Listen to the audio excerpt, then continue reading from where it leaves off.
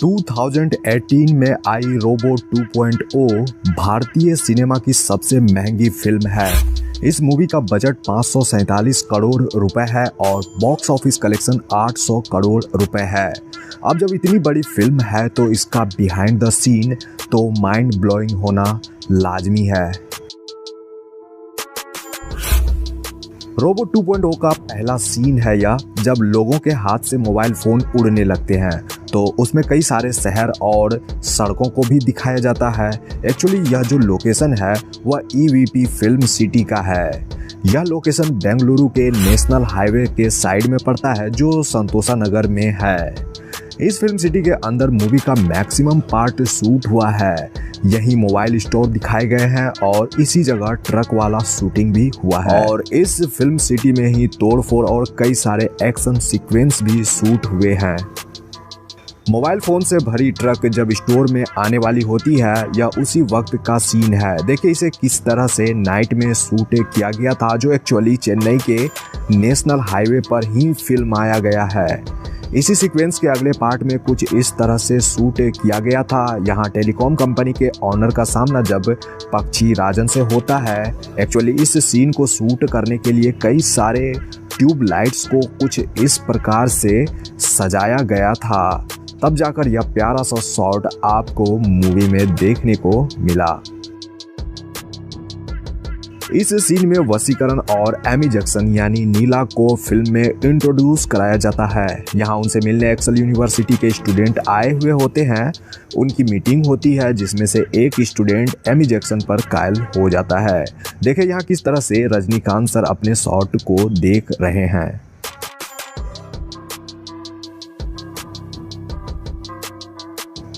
Film में यह उस समय का सीन है जब पक्षी राजन मिलिट्री पर हमला करता है। इस सीन को शूट करने के लिए डुप्लीकेट टैंक्स बनाए गए थे ताकि उसे शूटिंग के दौरान विस्फोट कराया जाए। बिल्कुल ऐसा ही हुआ क्योंकि यहाँ इस शूटिंग के लिए 2 विस्फोट कराए गए थे, टैंकों की और एक कार की, जो बिल्कुल रियल थे।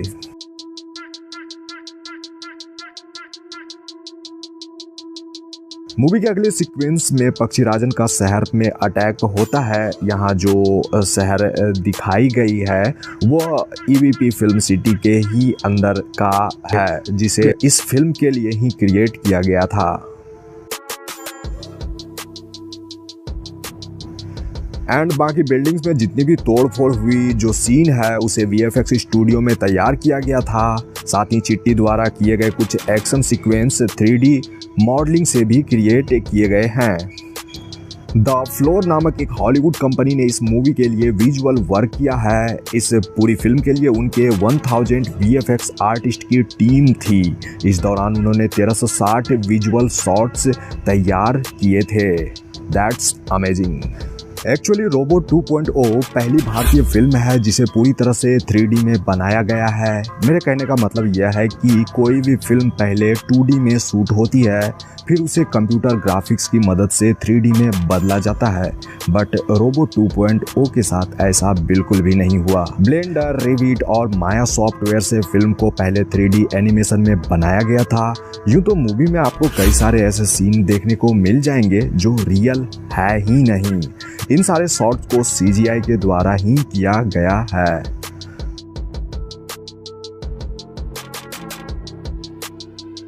आप जो इस शख्स को यहाँ देख रहे हो वह नीरव शाह है। वह भारतीय फिल्म इंडस्ट्री के सबसे फेमस सिनेमेटोग्राफर हैं। उन्होंने धूम 2, वालीमय और टाइगर सीरीज के लिए भी सिनेमेटोग्राफी करी है। उन्होंने क्रिस्टोफर नोलन की टेनेट की मुंबई वाली शूटिंग को भी सिनेमेटोग्राफी करी थी।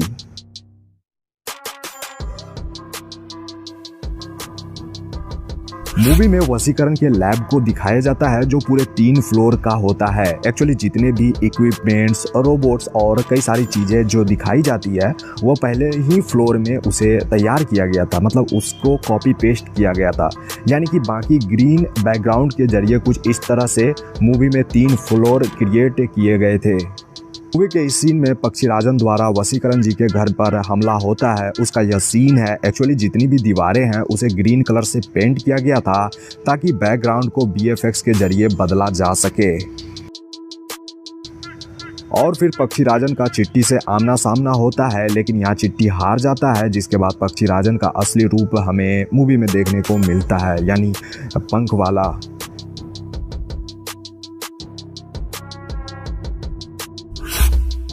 पक्षीराजन के बाद फिल्म में चिट्टी का नया अवतार होता है, यानी रोबोट 2.0। उसका चाल ढाल और रेड कलर के बाल, यानी सब कुछ नया। यहाँ रजनीकांत सर अपना शॉट देखकर हंस रहे हैं।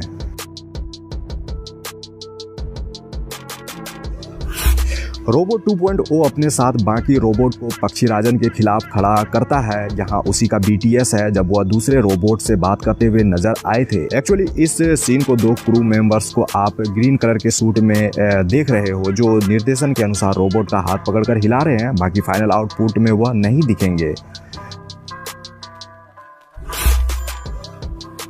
मूवी का क्लाइमेक्स एक स्टेडियम में फिल्माया गया है। मैं आपको बता दूं कि यह जो लोकेशन है वो एक्चुअली दिल्ली में स्थित जवाहरलाल नेहरू स्टेडियम का ही सीन है।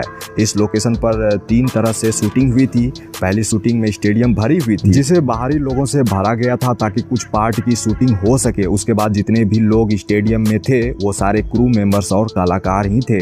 जब पक्षीराजन के पास रोबोट 2.0 आता है तभी का यह सीन है। एक्चुअली वह एक ऑक्टोपस कैमरे को पकड़कर बीच फील्ड तक पहुंचता है, वहीं उसके पीछे कैमरामैन भी इस तरह से आता दिखेगा। पक्षीराजन के पंख उगने और गायब होने की शूटिंग को एक स्टूडियो में ही शूट कर लिया गया था, जिसके बाद उसे जो ट्रांजिशन इफेक्ट के जरिए रिप्लेस और ऐड किया जाता। वैसे तो मूवी का maximum scene Jawaharlal Nehru stadium Delhi में ही हो गया था। बाकी जितने भी तोड़फोड़ आपने देखा था उसके लिए एक अलग सा स्टेडियम जैसा सेट तैयार किया गया था। बाकी की शूटिंग वहीं पर हुई थी।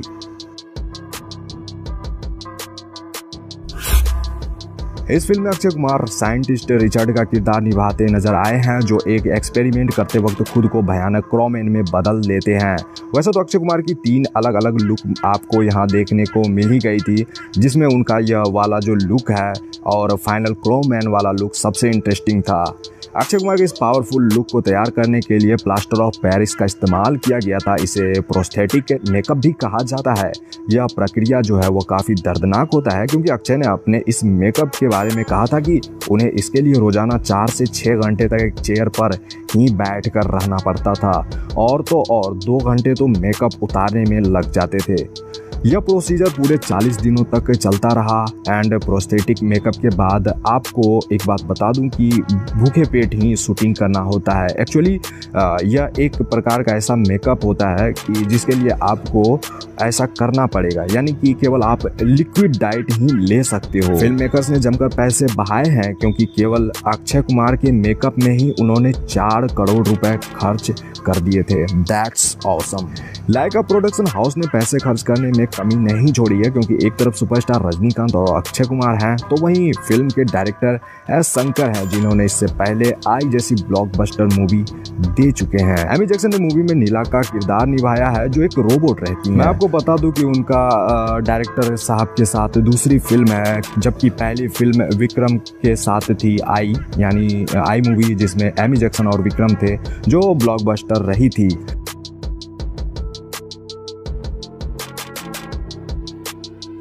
यहाँ आप एमी जैक्सन को एक रोबोट में ट्रांसफॉर्म होते देख रहे हो। रजनी सर की मूवी रोबोट 2.0 और हमारी इन्फॉर्मेशन अच्छी लगी हो तो लाइक कर दें। अगर चाहते हैं कि हमारी मुलाकात आप लोगों से होती रहे तो इसके लिए सब्सक्राइब भी कर लेना।